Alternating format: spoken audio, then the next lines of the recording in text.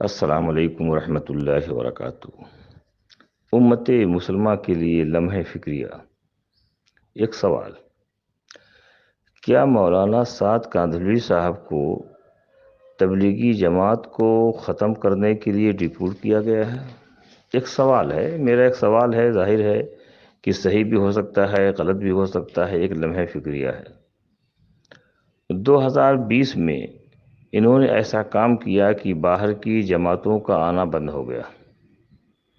چونکہ تبلیغی جماعت کے بارے میں پوری دنیا جانتی، یہ بیچارے اللہ والے ہیں، ان کو تشدد سے کوئی لینا دینا نہیں، مار پیٹ سے کوئی لینا دینا نہیں۔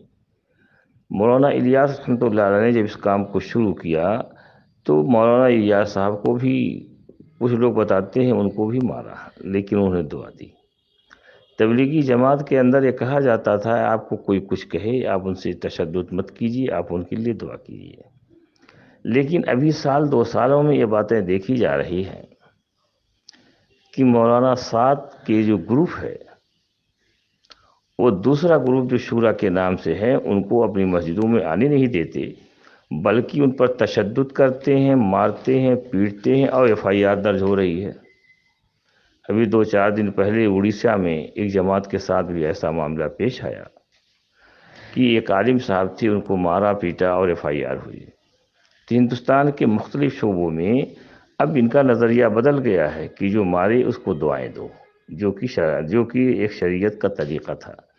اب یہ لوگ تشدد پر آ گئے ہیں۔ کہیں اسی تشدد کو آڑ بنا کے تبلیغی جماعت پر پابندی تو نہیں لگانے کی سازش ہو رہی ہے؟ ابھی میرے پاس ایک اخبار ہے، اس کی کٹنگ بھیج رہا ہوں۔ اس میں ہندوستان کے کچھ سنگھنوں نے تبلیغی جماعت پر پابندی لگانے کی بات کی ہے۔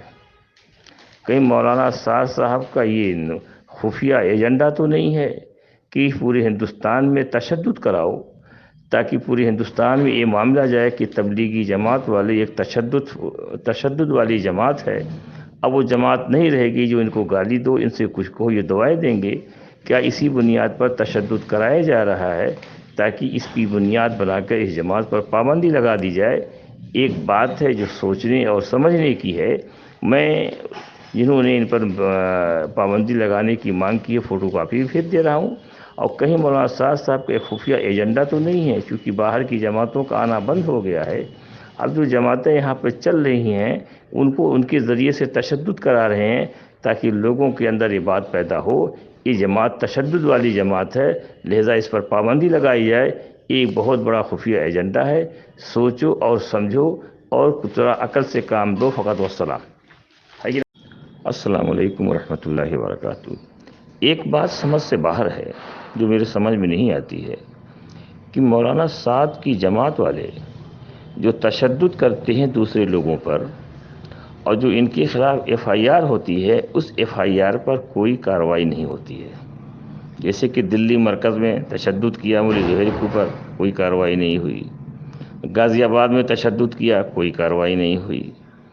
اور اڑیسہ میں تشدد کیا، کوئی کارروائی نہیں ہوئی۔ تو یہ بات سمجھ سے باہر ہے۔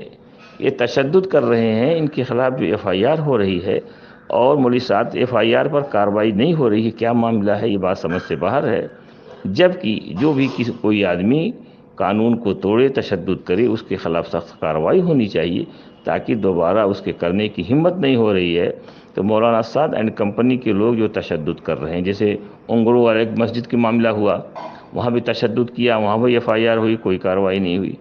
تو جو خطرہ اطلاعات مل رہی ہے کہ پوری ہندوستان میں جو یہ لوگ تشدد کر رہے ہیں ان کے خلاف کوئی کارروائی نہیں ہو رہی ہے، جس کی وجہ سے ان کا دل اور من بڑھا ہوا ہے اور تشدد کر رہے ہیں، یہ بات سمجھ سے باہر ہے کہ ان پر کارروائی کیوں نہیں ہو رہی۔ سوچو اور سمجھو، فقط والسلام۔